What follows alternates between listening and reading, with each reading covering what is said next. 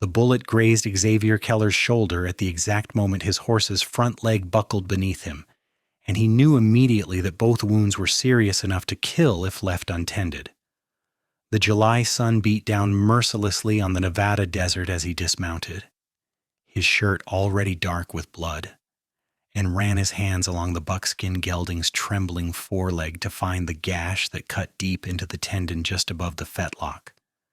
Dust devils spun across the hardpan behind him, where 3 riders had chased him for the better part of an hour, and though he had managed to lose them in a narrow canyon 2 miles back, Xavier knew they would pick up his trail again soon enough.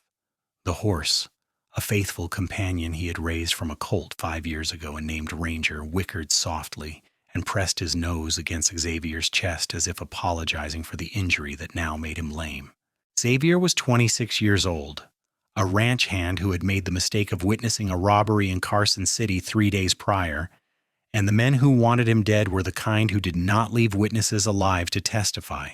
He tore a strip from his already ruined shirt and wrapped it tightly around Ranger's leg, knowing it would not heal properly without rest and proper care, knowing that the smart thing to do would be to put a bullet in the animal's head and make a run for it on foot. But he could not do it. Ranger had carried him through snowstorms and sandstorms, had never once thrown him or balked at danger, had been more loyal than most men Xavier had known in his hard life. So instead, he took the reins in his hand, checked that his Colt revolver still had 4 rounds left, and began walking northwest toward Hamilton, a mining town he estimated to be about 15 miles away across brutal terrain. The first hour passed in a haze of pain and heat. Xavier's shoulder throbbed with each step, and he could feel the blood seeping through the makeshift bandage he had tied around it. Ranger limped beside him, favoring his injured leg, and Xavier had to stop every few minutes to let the horse rest. The landscape around them was unforgiving, all sagebrush and rocky outcroppings with mountains rising purple in the distance. Sweat poured down Xavier's face and stung his eyes, but he kept moving because stopping meant dying, either from his wound or from the men who hunted him. It was during one of these rest stops, with Xavier leaning against Ranger's neck and trying to summon the strength to continue, that he heard the rattle of a wagon approaching from the east. His hand went instinctively to his gun, but when he squinted against the glare, he saw that it was a small covered wagon pulled by 2 mules, and the person holding the reins wore a blue calico dress. He stepped into the middle of the rough trail, one hand raised, and the woman pulled her mules to a stop about 20 feet away. She was younger than he expected, perhaps 23 or 24, with dark brown hair pulled back in a practical bun and eyes that assessed him with a mixture of caution and concern. Her dress was dusty from travel, and there were supplies visible in the back of her wagon, flour sacks and crates that suggested she was either coming from or going to one of the mining camps that dotted this part of Nevada. Xavier must have looked like death itself standing there, bloodied and sun-scorched, with a lame horse beside him, because her expression shifted from wariness to determination in the space of a heartbeat. "You are hurt," she said, her voice carrying clearly across the distance between them. It was not a question. "Yes, madam," Xavier replied, trying to stand straighter despite the pain. "I am heading to Hamilton. Got into some trouble back in Carson City." She studied him for a long moment, and he could see her making calculations, weighing risks. A woman alone in this country had to be careful, especially around strange men. But then her gaze moved to Ranger, taking in the horse's injured leg, and the way Xavier kept one hand on the animal's neck, and something in her face softened. "That horse needs attention," she observed. "So do you. I have medical supplies in the wagon. I am a midwife, and I know how to treat wounds."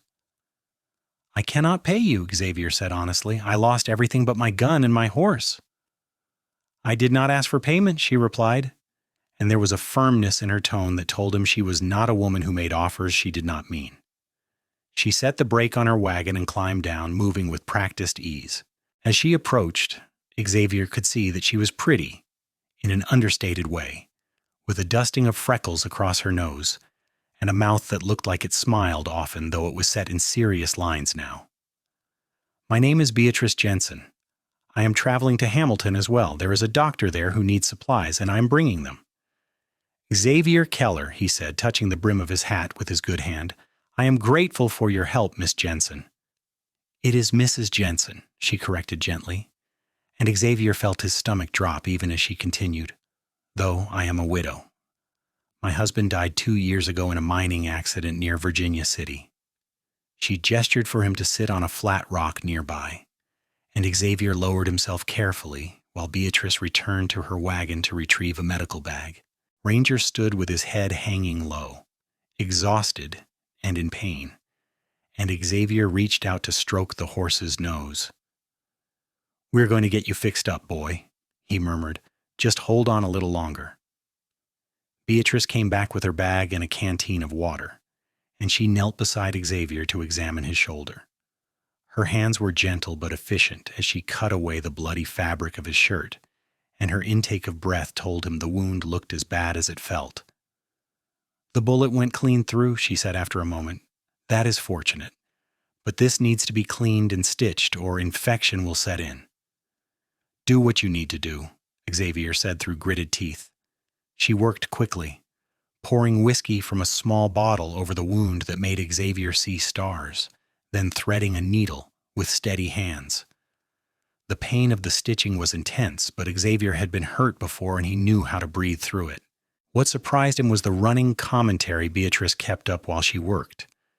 Her voice calm and matter-of-fact as she told him about the mining camps she had visited, the babies she had delivered, the broken bones she had set.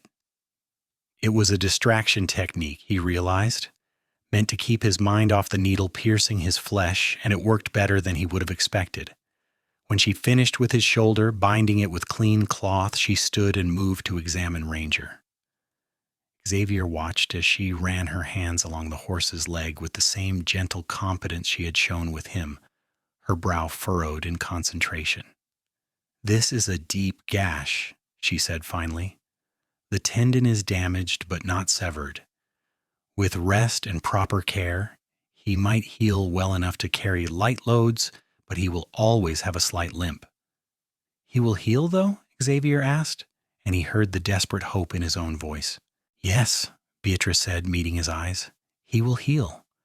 But not if you try to ride him before the wound has closed. He needs at least 6 weeks of complete rest, and even then you will have to be careful. Xavier felt relief wash over him so intensely it made him dizzy. Thank you, he said, truly.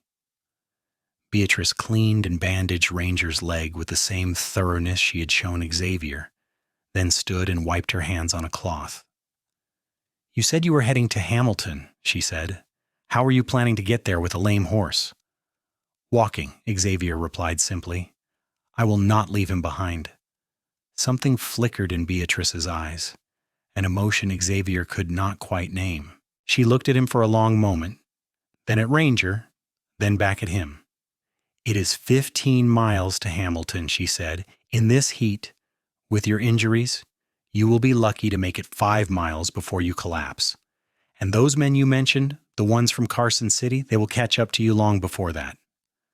I know, Xavier admitted, but I made my choice. Beatrice was quiet for another moment, and Xavier could practically see her thinking, weighing options. Then she squared her shoulders and said, I have a proposal. My wagon is not large enough to carry your horse, but it can carry some of the weight of supplies, which will make it easier for the mules. You can walk alongside the wagon with your horse, and I will drive. We will make better time together than you would alone, and you will have someone to watch for those men who are following you. Xavier stared at her. You would do that? Risk yourself for a stranger? I would do it for the horse, Beatrice said with a slight smile that transformed her face. You are just coming along because someone needs to hold his reins. Besides, if those men catch up to us, I have a shotgun in the wagon, and I know how to use it. Despite everything, Xavier found himself smiling back. You are either very brave or very foolish, Mrs. Jensen. I prefer to think of myself as practical, she replied. Now can you walk, or do you need a few more minutes? Xavier pushed himself to his feet, testing his balance. The pain in his shoulder was still intense, but the bleeding had stopped, and Beatrice's stitches were holding firm. "I can walk," he said. They reorganized the wagon to distribute the weight more evenly, and then Beatrice climbed back onto the driver's seat while Xavier took Ranger's reins and positioned himself beside the wagon. The arrangement was awkward at first, with the mules setting a pace that was faster than Ranger could comfortably manage with his injured leg.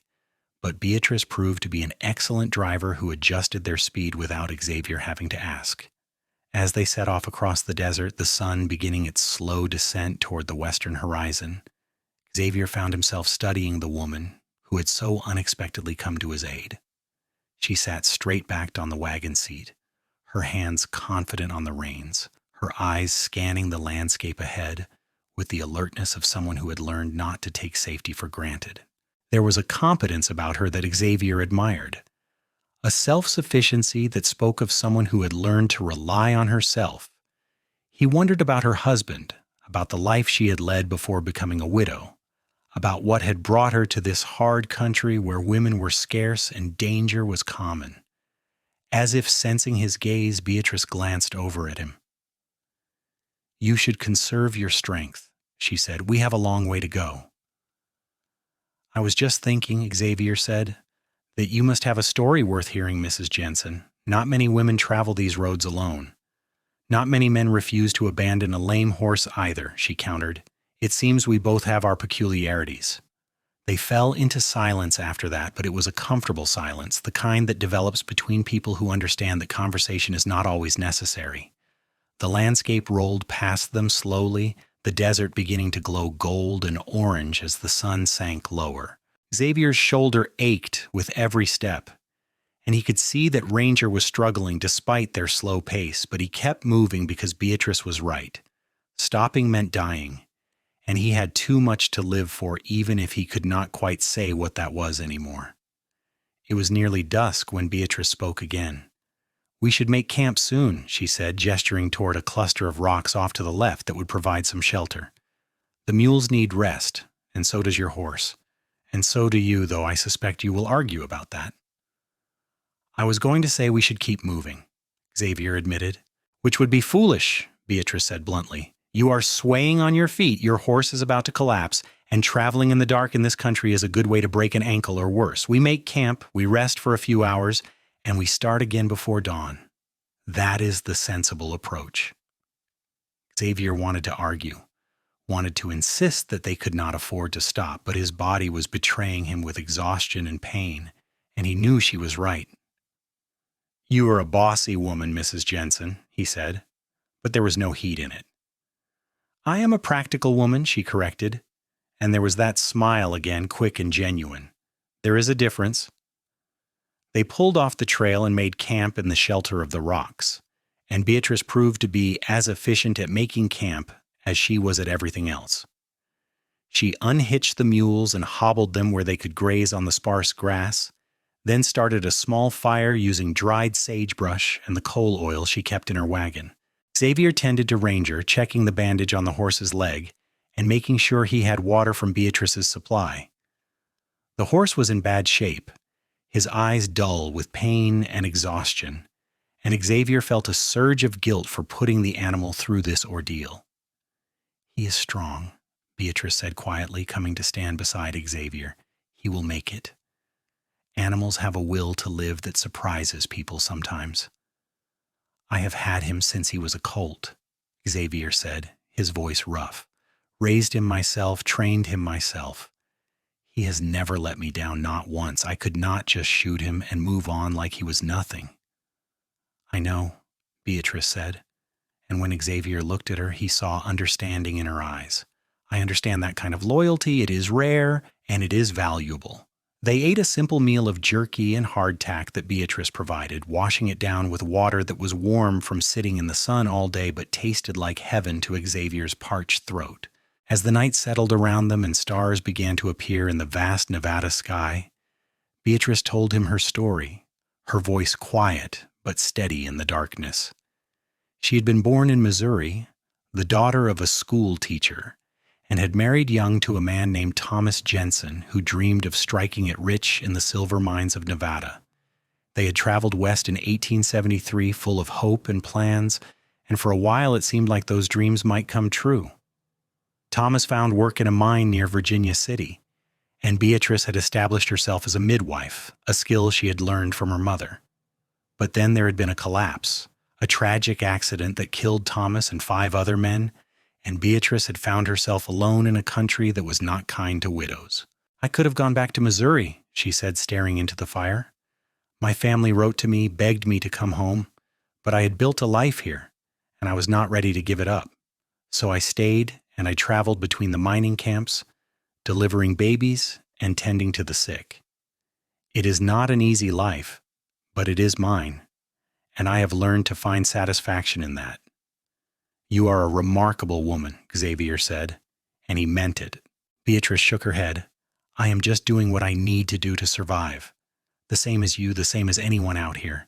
The West does not leave room for weakness." "What were you doing on that road today?" Xavier asked. "Where were you coming from?" "A mining camp called Silver Creek, about 20 miles southeast of here," Beatrice explained. "There was a difficult birth, twins, and they needed my help. Both babies survived, and the mother is recovering well. I am taking payment in the form of supplies to bring to Hamilton. The doctor there is a friend, and he can always use medical supplies." Xavier wanted to ask more, wanted to know everything about this woman who had appeared in his life like some kind of desert angel, but exhaustion was pulling at him with heavy hands. Beatrice seemed to notice because she stood and retrieved blankets from her wagon, handing one to Xavier. "You should sleep," she said. "I will take first watch. Those men you mentioned, if they are still following your trail, they might catch up to us in the night." "I cannot ask you to stand watch," Xavier protested. "You are not asking, I am offering," Beatrice said firmly. "Besides, you are injured and exhausted, and I am neither. Sleep for a few hours, and then you can take over if it makes you feel better about it." Xavier was too tired to argue. He spread the blanket near the fire, checked one more time that Ranger was as comfortable as possible, and then lay down with his gun within easy reach. The last thing he saw before sleep claimed him was Beatrice sitting near the fire with her shotgun across her lap, her profile strong and calm against the flickering flames. He woke to the sound of hoofbeats and Beatrice's urgent whisper, "Xavier, someone is coming." Instantly alert despite the fog of exhaustion, Xavier rolled to his feet and grabbed his gun, ignoring the flare of pain in his shoulder. The fire had burned down to embers, and the night was dark except for the brilliant stars overhead. He could hear them now, 3 horses moving at a walk, their riders cautious as they approached the camp. These were not innocent travelers passing by in the night. "Get behind the wagon," Xavier said quietly to Beatrice, but she shook her head. "I told you I have a shotgun." "And I meant it," she whispered back, raising the weapon. "I am not hiding while you face them alone." There was no time to argue because the riders were close enough now that Xavier could make out their silhouettes against the star-filled sky. 3 men, just as he had expected, the same ones who had chased him from Carson City. They had tracked him through the desert, following his trail with the persistence of men who had been paid well for their work. "Keller?" one of them called out, his voice carrying across the quiet desert. "We know you are there. Come on out, and we will make it quick. Keep hiding, and we will make it slow." Xavier stepped out from behind the rocks, his gun raised. "I have nothing to say to you, Reeves. I saw what I saw in Carson City, and I will testify to it when the circuit judge comes through." The man called Reeves laughed, a harsh sound in the darkness. "No, you will not, because you will be dead. You should have kept riding, Keller. You should have left that lame horse and put some real distance between us, but you are soft, and now it is going to cost you." "There are 3 of us and 1 of him," another voice said, younger and eager. "This should be easy." "There are 2 of us, Beatrice said clearly, stepping out beside Xavier with her shotgun leveled at the riders. "And I suggest you turn around and ride away while you still can." There was a moment of shocked silence, and then Reeves laughed again. "A woman? You brought a woman into this, Keller? That is low, even for you." "I did not bring anyone into anything," Xavier said, his voice hard. "She is just someone traveling the same road. Let her go, and we can settle this between us." "I am not going anywhere," Beatrice said, and there was steel in her voice. "And I am an excellent shot. My late husband taught me well." Xavier could feel the situation spiraling toward violence, could feel the weight of the moment pressing down on him. 3 against 2, and he was already wounded, and Beatrice should not be here, should not be risking her life for a man she barely knew. But before anyone could make a move, before the situation could explode into gunfire, a new voice cut through the darkness. "That is far enough, gentlemen." Xavier's head whipped around to see a 4th rider approaching from the opposite direction, and even in the darkness he could make out the glint of a badge on the man's chest. A lawman, and from the confident way he sat his horse, an experienced one. "I am Deputy Marshal Frank Warren out of Carson City," the man said, riding closer so that his face was visible in the starlight. He was middle-aged with a weathered face and sharp eyes that took in the entire scene with practiced efficiency. "I have been tracking these 3 men for 2 days now on suspicion of robbery and murder. Looks like I found them just in time." Reeves cursed and went for his gun, but the marshal was faster. His shot rang out across the desert, and Reeves fell from his horse with a scream, clutching his arm. The other 2 men froze, their hands well away from their weapons. "Anyone else want to try?" the marshal asked pleasantly, his gun still raised. The 2 remaining riders shook their heads quickly, their earlier bravado evaporating in the face of actual law enforcement. The marshal dismounted and approached them, keeping his gun trained on them the entire time. "You 2 are going to get down off those horses real slow, and then you are going to tie up your friend there, and then we are all going to have a conversation about what happened in Carson City." As the men complied, the marshal glanced over at Xavier and Beatrice. "You must be Xavier Keller," he said, "the witness from the Carson City robbery. I was hoping to catch up to you before these men did." "You cut it close, Marshal," Xavier said, lowering his gun with a shaky hand. The adrenaline was draining out of him, leaving him feeling weak and dizzy. "I can see that," the marshal said, his eyes taking in Xavier's bandaged shoulder in the camp behind him. "Looks like you have had a rough few days. Why don't you sit down before you fall down, and we will sort this out." Over the next hour, the marshal took statements from both Xavier and Beatrice, wrote everything down in a small notebook, and secured the 3 outlaws with rope from his saddlebags. Reeves would need medical attention for his gunshot wound, but the marshal seemed unconcerned about that, more focused on making sure his prisoners could not escape. When he was satisfied that everything was in order, he turned back to Xavier. "I am going to take these men back to Carson City to stand trial," he said. "I will need you to come back and testify when the circuit judge arrives, probably in about 3 weeks. Can I count on you to do that?" "Yes, sir," Xavier said. "I will be there." "Good man," the marshal said. He glanced at Beatrice, and something like respect crossed his face. "Madam, I appreciate you standing with Mr. Keller here. That took courage." "I did what anyone would do," Beatrice said simply. "No, madam, you did what few people would do," the marshal corrected. "Most folks would have kept riding and not looked back. You are either very brave or very foolish." "She is very practical," Xavier said with a slight smile, and Beatrice laughed, a sound that was warm and genuine, and made something in Xavier's chest tighten. The marshal rode off with his prisoners shortly after that, heading back toward Carson City with Reeves slung over his saddle and the other 2 men walking ahead of him with their hands bound. Xavier and Beatrice watched them disappear into the darkness, and then they looked at each other in the dim light of the rekindled fire. "That was close," Xavier said quietly. "Too close," Beatrice agreed. "But it is over now. You are safe." Xavier wanted to say something profound, something that would express the gratitude and the strange connection he felt toward this woman who had risked her life for him, but words failed him. Instead, he just nodded and said thank you for everything. "You should rest," Beatrice said, her voice gentle. "We still have a long walk ahead of us tomorrow, and you need to heal." They slept the rest of the night without incident, taking turns keeping watch more out of habit than necessity now that the immediate threat was gone. When dawn broke over the desert, painting the sky in shades of pink and gold, they broke camp and continued their journey toward Hamilton. The next 2 days passed in a rhythm that felt almost comfortable. They walked through the heat of the day, with Beatrice driving the wagon and Xavier leading Ranger alongside.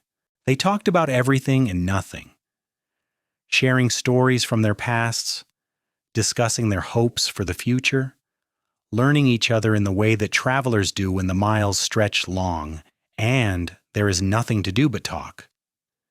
Xavier learned that Beatrice loved to read, that she had brought 3 books with her in the wagon and had read each of them multiple times. Beatrice learned that Xavier had been raised on a ranch in Colorado, that he had left home at 18 to make his own way, that he had been drifting from job to job across the West for 8 years now. "Do you ever think about settling down?" Beatrice asked on the second day as they rested in the thin shade of a juniper tree. "Finding a place to call home?" Xavier considered the question, stroking Ranger's neck absently. "I think about it sometimes," he admitted, "but I never found a place that felt right, you know. Everywhere I have been, I have just been passing through."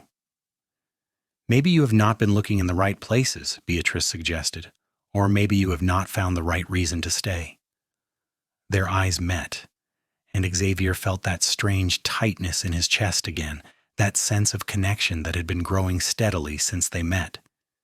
He wanted to say something, wanted to tell her that maybe she was right, that maybe the reason he had never settled down was because he had been waiting for something or someone to make it worthwhile. But the words stuck in his throat, and the moment passed as Beatrice stood and brushed the dust from her skirt.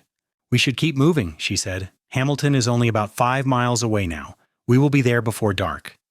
They reached Hamilton just as the sun was setting, and Xavier felt a surge of relief at the sight of the town sprawling across the valley ahead of them.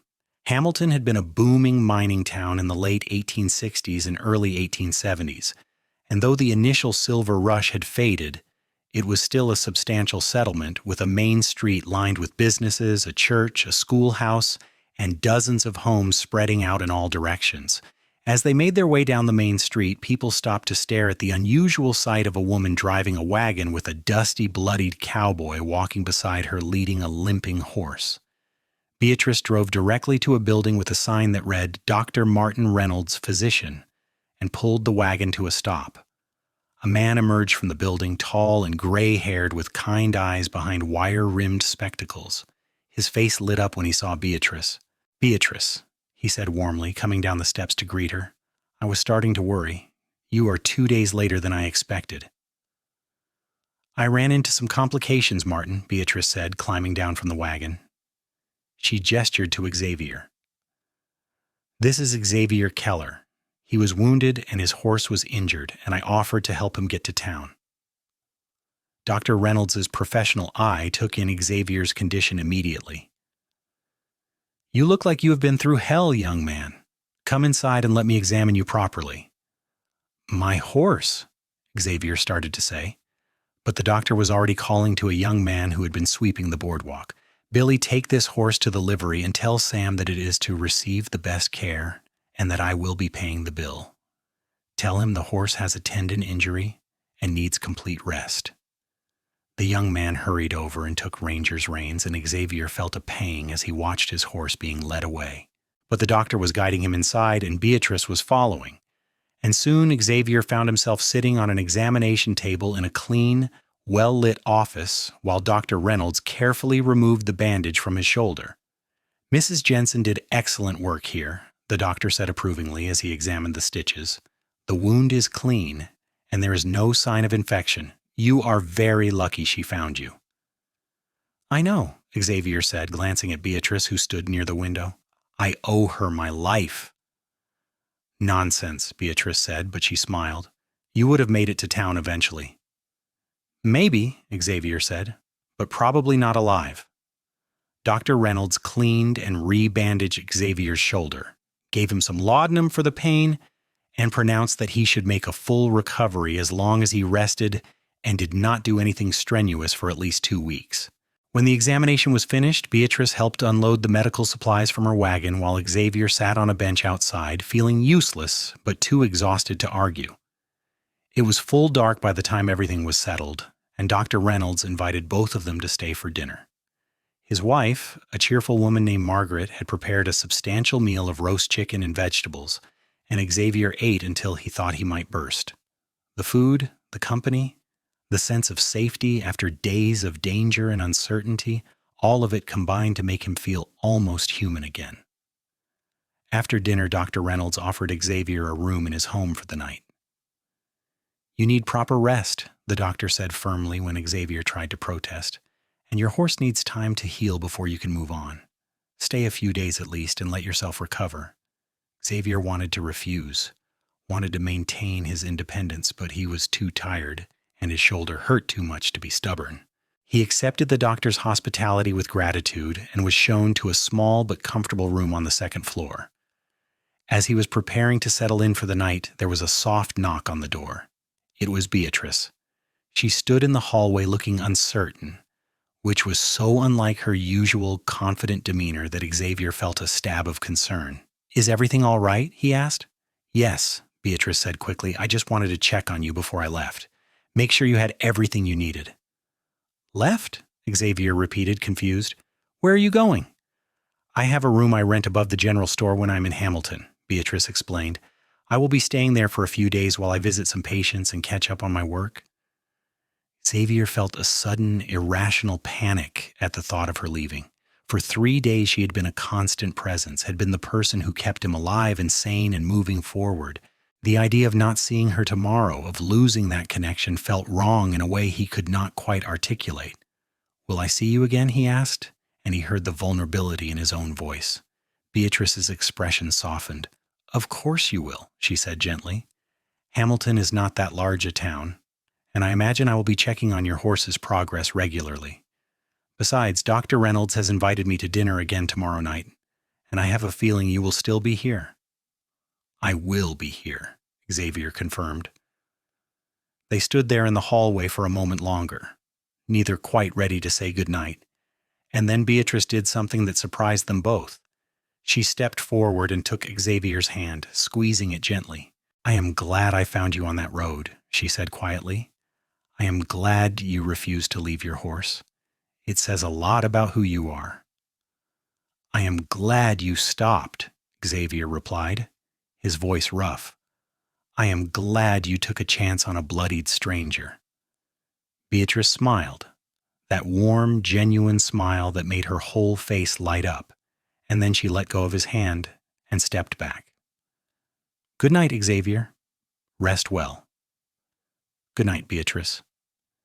He watched her walk down the hallway and descend the stairs, and even after she was gone, he stood there for a long moment, his hand still warm from her touch, his heart beating faster than it should. He had known this woman for only 3 days, but already she had become important to him in a way that both thrilled and terrified him. The next several days passed in a pleasant blur. Xavier's shoulder healed steadily under Dr. Reynolds's care, and he spent his days resting, reading books from the doctor's extensive library and visiting Ranger at the livery. The horse was responding well to treatment, his leg healing slowly but surely under the care of Sam, the livery owner who turned out to be something of an expert in animal injuries.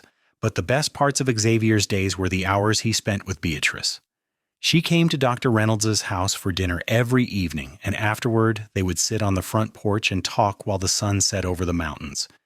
Xavier learned more about her life, about the challenges she faced as a woman alone in a rough country, about the satisfaction she found in her work as a midwife. Beatrice learned about Xavier's dreams of someday owning his own ranch, about his love of horses, about the loneliness that had dogged him through his years of drifting. On the 4th day, Beatrice took Xavier on a tour of Hamilton, showing him the town she had come to know so well. They walked down the main street, past the saloons and shops and the grand courthouse that stood as a monument to the town's former glory. They visited the church where Beatrice sometimes helped out with charity work, and the schoolhouse where she occasionally taught classes on health and hygiene to the children. "This town has been good to me," Beatrice said as they stood on a hill overlooking Hamilton in the late afternoon light. "When Thomas died, I could have given up, could have let grief consume me, but the people here gave me purpose, gave me work that mattered. I will always be grateful for that. You have built a good life here, Xavier observed. You should be proud of that. What about you? Beatrice asked, turning to look at him. What will you do when your shoulder is healed and your horse can travel again? Will you go back to drifting from place to place? Xavier was quiet for a moment, considering. A week ago, he would have said yes without hesitation. Drifting was what he did, who he was. But something had changed in the days since Beatrice had found him on that desert road. For the first time in years, he could imagine a different life, a life with roots and purpose, and someone to come home to at the end of the day. I do not know, he admitted. I have to go back to Carson City in a couple of weeks to testify against those men who came after me. But after that, I'm not sure. Maybe it is time to stop drifting. Maybe it is time to find a place to settle. And where would that place be? Beatrice asked, her voice carefully neutral. Xavier met her eyes, and the answer came to him with perfect clarity. Wherever you are, he said simply. Beatrice's breath caught, and for a moment she just stared at him. Then slowly a smile spread across her face, brilliant and joyful. Xavier Keller, are you saying what I think you are saying? I am saying that in 3 days you have become the most important person in my life, Xavier said, words coming more easily now. I am saying that when I think about the future, I see you in it. I am saying that I am falling in love with you, Beatrice Jensen, and I do not want to drift anymore if it means drifting away from you. Beatrice let out a laugh that was half sob, and then she was in his arms, careful of his healing shoulder, her face pressed against his chest. I was afraid you would leave, she whispered. I was afraid you would heal and get back on your horse and ride away, and I would never see you again. I am not going anywhere, Xavier promised, holding her close, not unless you want me to. I do not want you to, Beatrice said fiercely, pulling back to look up at him. I want you to stay. I want you to build a life here, with me. I know it is fast. I know we have only known each other a few days, but I feel it too, Xavier. I feel this connection between us. Xavier cupped her face in his hands, marveling at the softness of her skin, the brightness of her eyes. Then I will stay, he said. I will find work here in Hamilton. I will let Ranger heal properly, and I will court you the way you deserve to be courted. I will take my time and do this right. Or, Beatrice said with a mischievous smile, you could kiss me now, and we could figure out the rest as we go.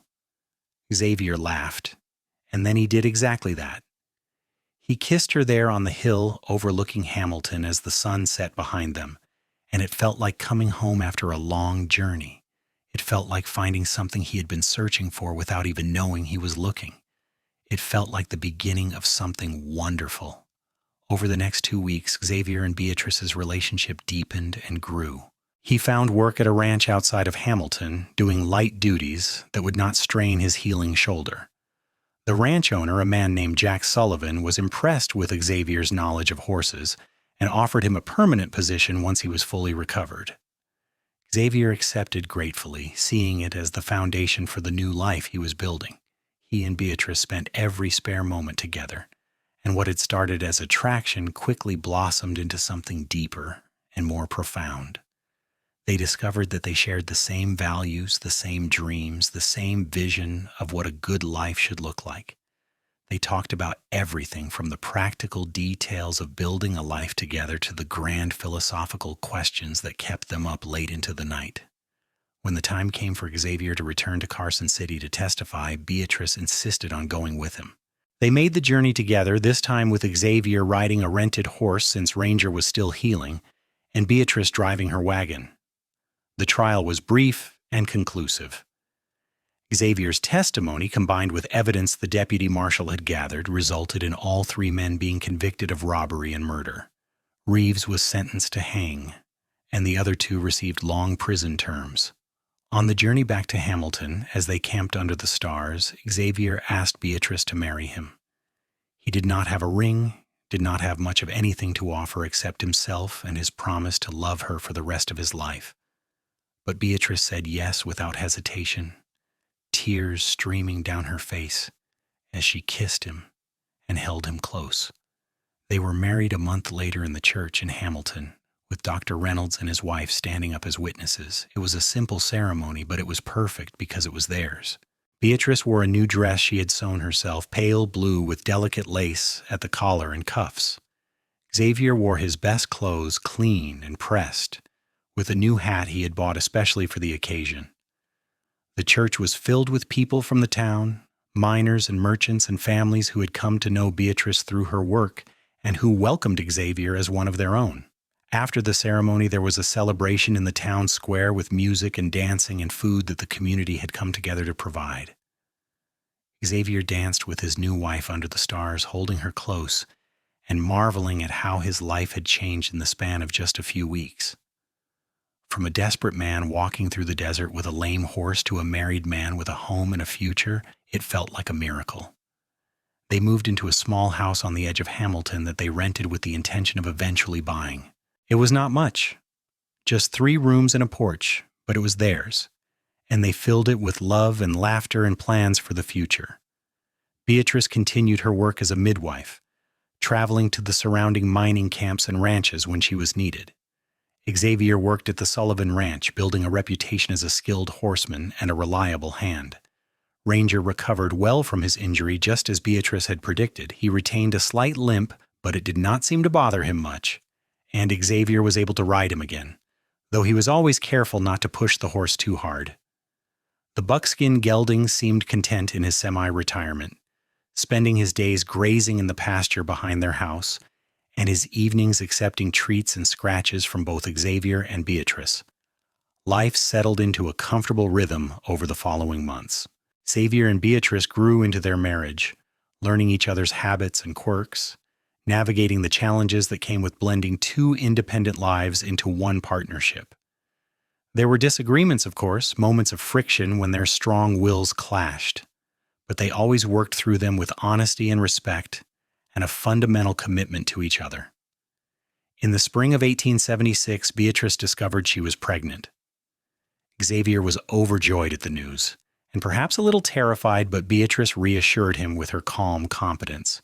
"I have delivered dozens of babies," she reminded him with a smile. "I think I can manage having one of my own." The pregnancy progressed smoothly, and on a cold November morning, Beatrice gave birth to a healthy baby boy.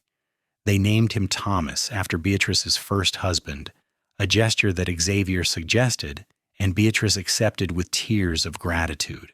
Little Thomas was perfect, with his mother's dark hair and his father's gray eyes, and Xavier fell in love with him the moment he held his son for the first time. Fatherhood changed Xavier in ways he had not expected. It grounded him, gave him a sense of responsibility and purpose that went beyond anything he had known before. He worked hard at the ranch, saving every penny he could toward the dream of buying their own place. He came home every evening to his wife and son, and he marveled at the life they had built together. 2 years later, Beatrice gave birth again, this time to a daughter they named Sarah.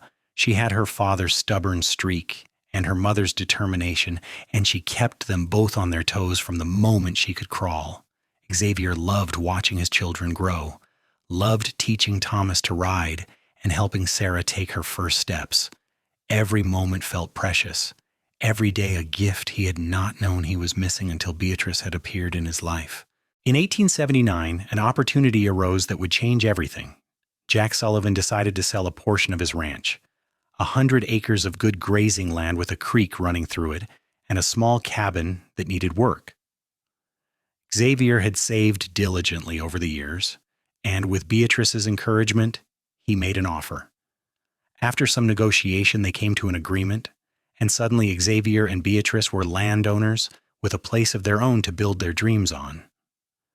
They threw themselves into fixing up the property with enthusiasm. Xavier worked on the cabin, expanding it room by room until it was large enough for their growing family. Beatrice planted a garden and fruit trees, creating an oasis of green in the harsh Nevada landscape.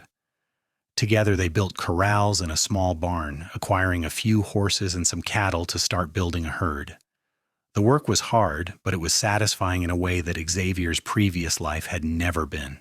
Every board he nailed, every fence post he set, every calf born on their land, it all felt like an investment in a future that was solid and real.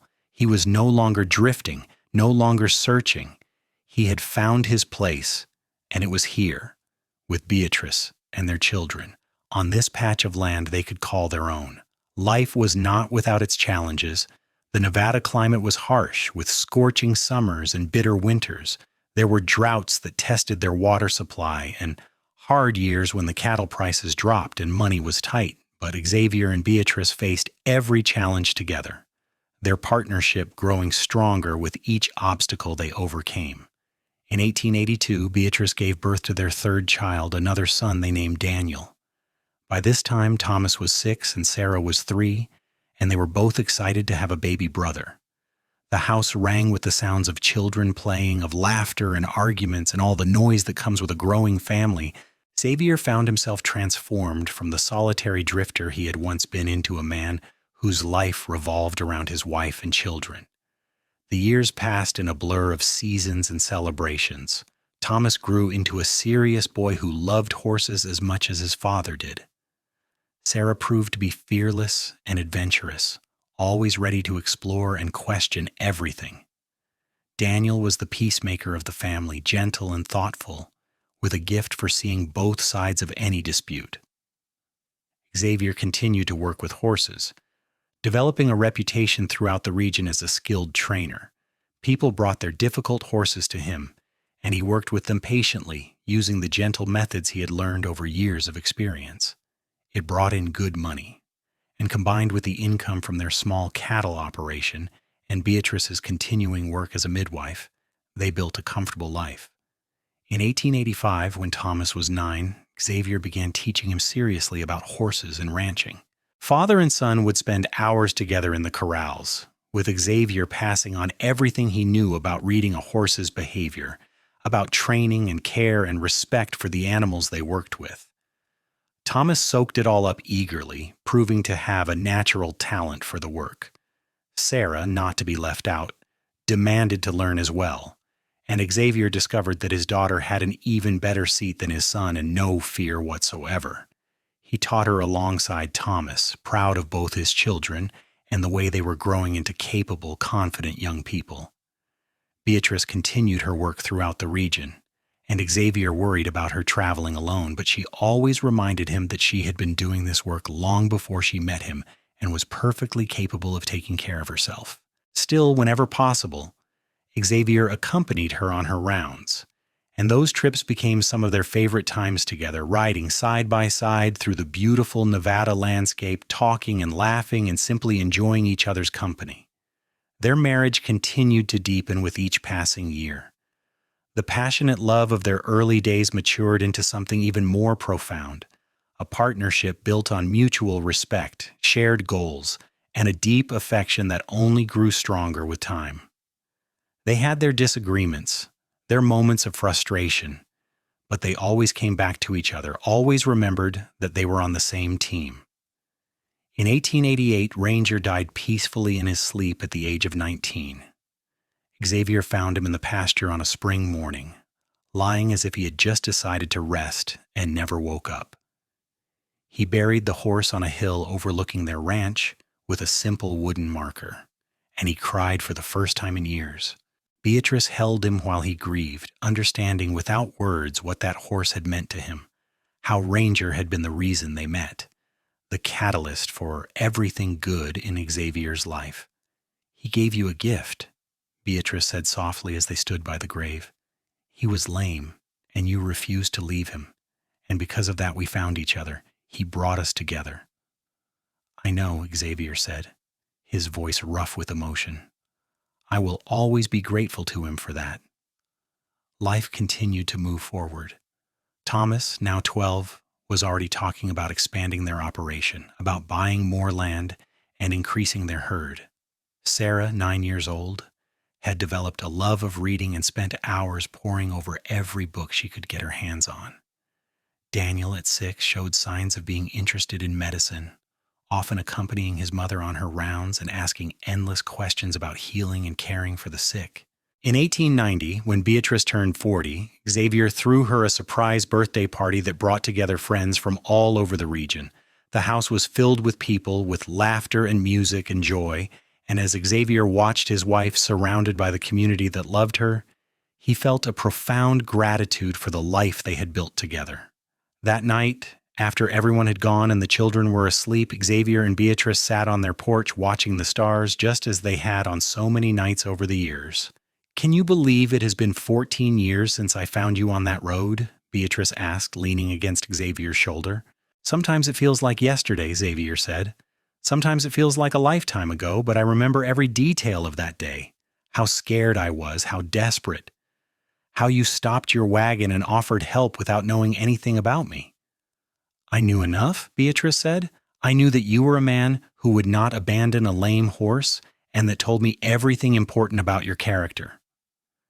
"That horse saved my life," Xavier reflected. "If he had not gone lame, I would have kept riding, and those men would have caught up to me eventually. Or I would have made it to Hamilton and then moved on to the next place, and I never would have met you. Everything good in my life came from that moment when Ranger got hurt and I decided to walk with him." "Fate," Beatrice said softly, "or providence, or luck, or whatever you want to call it. Sometimes the worst moments lead to the best outcomes."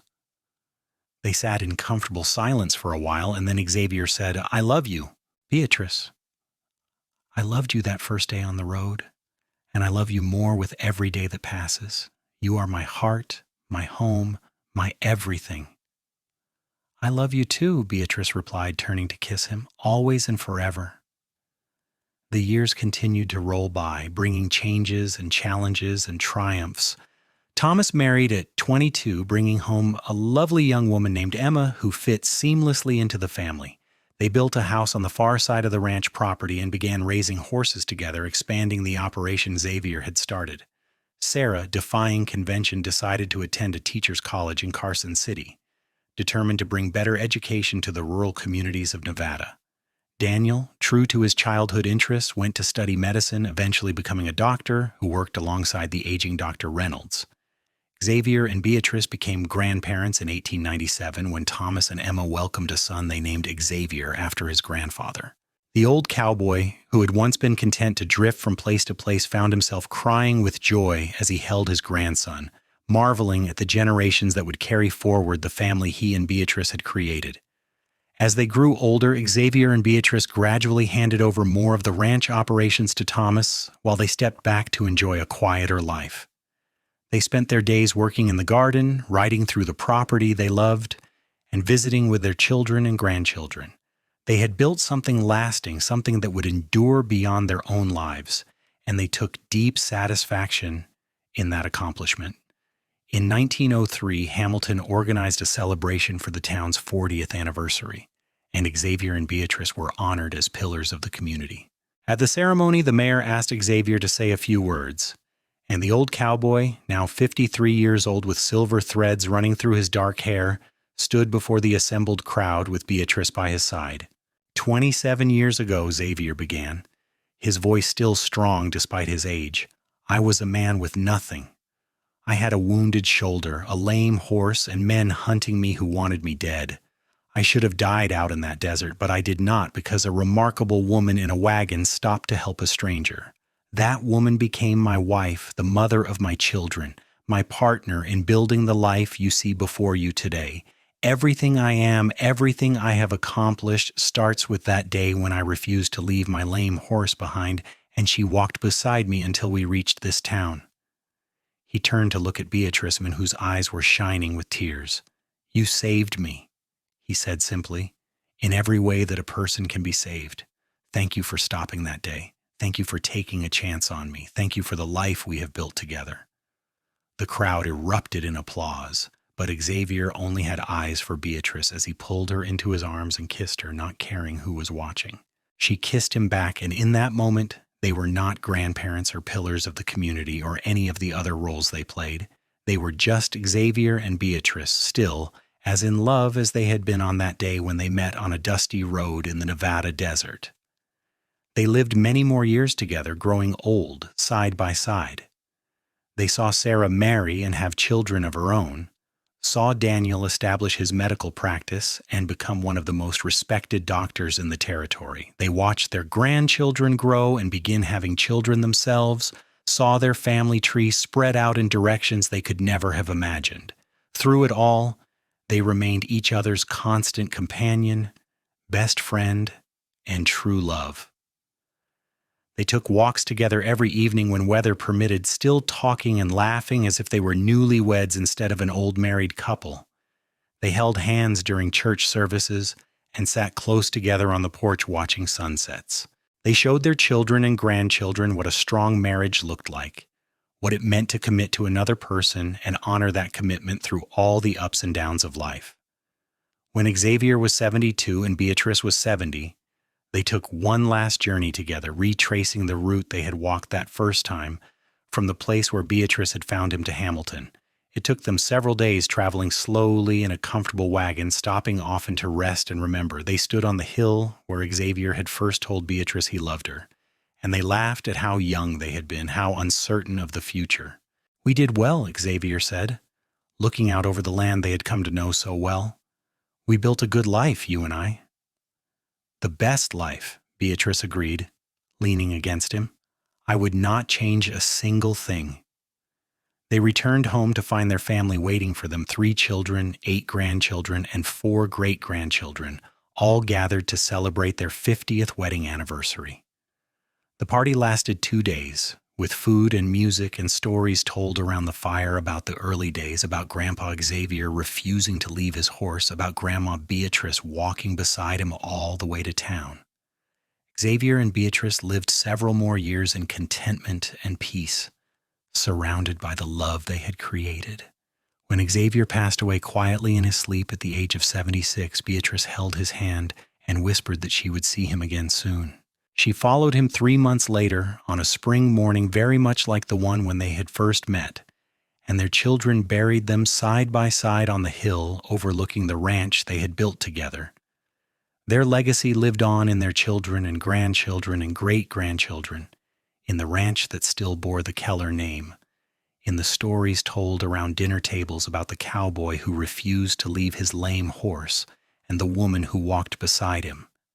It lived on in the values they had instilled in their family, in the importance of loyalty and compassion and keeping your promises. It lived on in the love that each generation found and nurtured, following the example set by Xavier and Beatrice. On the graves, their children placed a simple marker that read, "Xavier Keller and Beatrice Keller, beloved husband and wife, parents and grandparents, they walked together through life, faithful to the end." And in Hamilton, Nevada, where they had built their life together, people still told the story of how they met, of a lame horse and a kind woman and a love that lasted a lifetime. It became a legend in its own right, a reminder that sometimes the worst moments can lead to the greatest blessings, that loyalty and compassion can change the course of a life, and that true love, when you find it, is worth walking any distance to preserve. The ranch continued to thrive under Thomas's management and eventually passed to his children and then to his grandchildren. The house that Xavier had built and expanded over the years was preserved and cherished, each generation adding their own touches while respecting the foundation that had been laid. The corrals where Xavier had trained horses were still in use, and the pasture where Ranger was buried became a place of quiet reflection, a reminder of the animal whose injury had brought together 2 people who were meant to find each other. Sarah's children became teachers and educators, spreading knowledge throughout Nevada and beyond, carrying forward their mother's passion for learning. Daniel's children followed him into medicine, becoming doctors and nurses who cared for the communities their grandfather had served. And all of them, no matter what paths they chose, carried within them the story of how their family began, of a dusty road in the Nevada desert, and 2 people who chose compassion over convenience. Years turned into decades, and the West changed around them.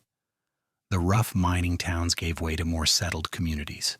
The railroads came and connected the isolated settlements to the wider world. The wild frontier that Xavier and Beatrice had known gradually became something tamer, more civilized. But through all these changes, the Keller family remained, rooted in the land and the values that Xavier and Beatrice had established. On the 100-year anniversary of Hamilton's founding, the town erected a monument in the central square honoring the pioneers who had built the community. Among the names carved in stone were Xavier Keller and Beatrice Keller, remembered not just for their contributions to the town, but for the example they had set of what it meant to live with integrity, loyalty, and love.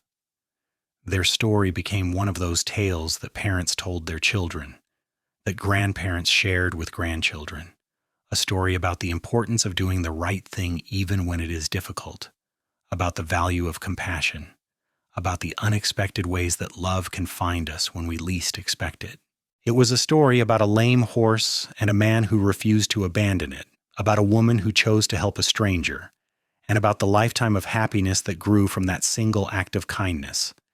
And so the legacy of Xavier Keller and Beatrice Jensen Keller lived on, not just in the descendants who carried their blood and their name, but in the hearts of everyone who heard their story and was inspired to choose compassion, to be faithful in their commitments, to believe that love, when it is real and true, can overcome any obstacle and last beyond death itself.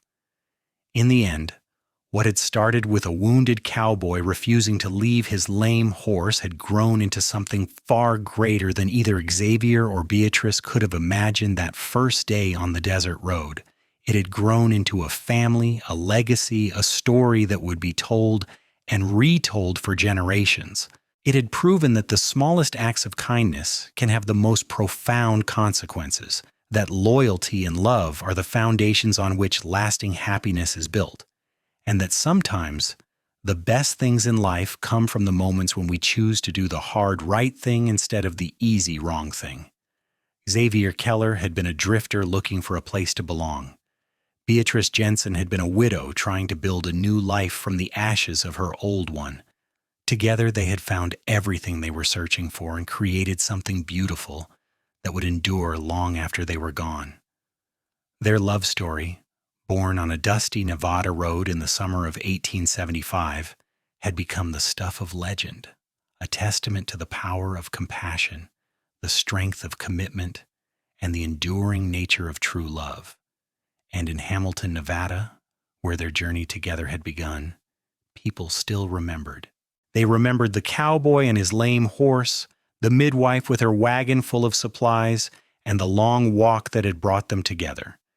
They remembered because some stories are too important to forget, because some love stories deserve to be told and retold, because Xavier and Beatrice Keller had shown everyone who knew them what it looked like to love deeply, live fully, and leave the world better than they found it.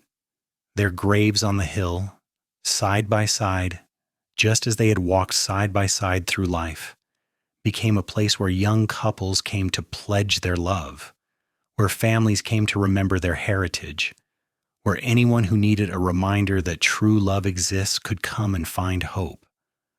The wind that blew across the Nevada desert whispered their story to anyone who would listen, carrying forward through time the tale of two people who had found each other against all odds and built a life that mattered. And so the story of Xavier Keller and Beatrice Jensen Keller came to its end, not with sadness, but with celebration, not with regret, but with gratitude. They had lived well, loved deeply, and left behind a legacy that would continue to inspire for generations to come. They had proven that the best stories are not about grand adventures or dramatic rescues, but about ordinary people making extraordinary choices, about showing up for each other day after day, about building something lasting through patience, commitment, and love. In the vast tapestry of the American West, with all its legends of outlaws and lawmen, of gold rushes and cattle drives, of triumph and tragedy, the story of Xavier and Beatrice stood out not because it was dramatic or sensational, but because it was true, because it was real, because it showed what was possible when two people chose to walk together through whatever challenges life presented. Their story was a reminder that the greatest adventures are not always about where you go, but about who you travel with, and that the most valuable treasures are not found in the ground, but in the hearts of the people we love. And if you ever find yourself in Hamilton, Nevada, if you ever visit that small town nestled in the desert where the silver mines once boomed and the frontier still feels close enough to touch, take a moment to visit the hill where Xavier and Beatrice Keller are buried. Stand there in the wind and the sun and imagine a young cowboy leading a lame horse, a young widow driving a wagon, and the incredible journey they began together on a summer day in 1875. Remember their story, honor their memory, and carry forward the lessons they taught about loyalty, compassion, and love that lasts a lifetime and beyond.